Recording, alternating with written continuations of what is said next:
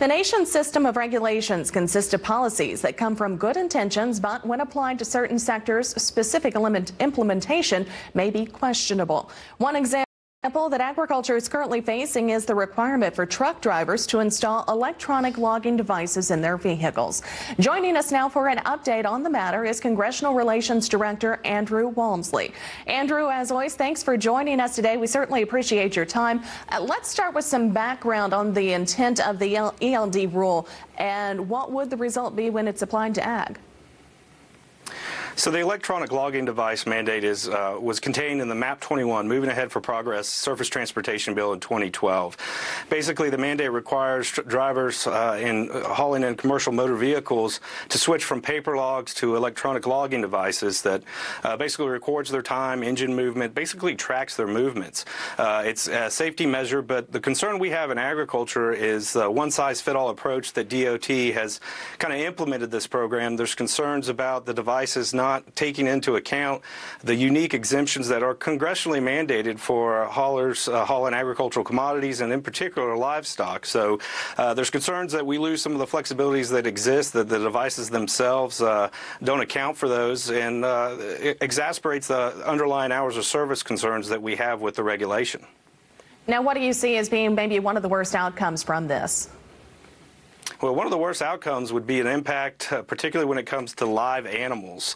What that would do if we were to have a truck have to pull off to the side of the road because their ELD screaming at them, what would you do with those live animals and be forced to stop for 10 hours? It's not like we're hauling TVs or a load of T-shirts.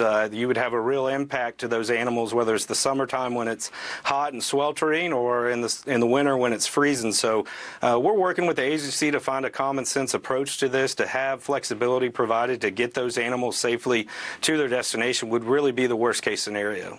And Andrew, what about the added cost to the ag sector, especially, of course, you're talking livestock?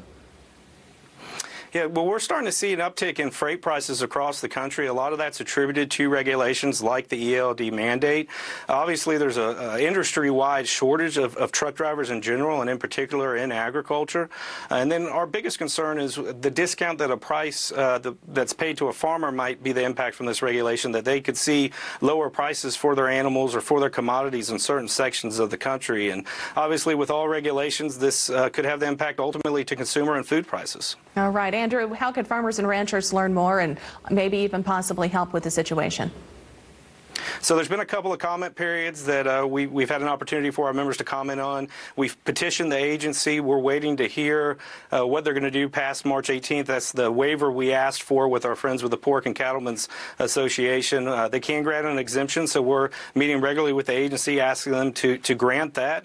But otherwise, members can continue to reach out to the members of Congress, let them know that this is a concern. We are working on a legislative solution, so stay in contact with your state associations like Farm Bureau for next steps and action requests.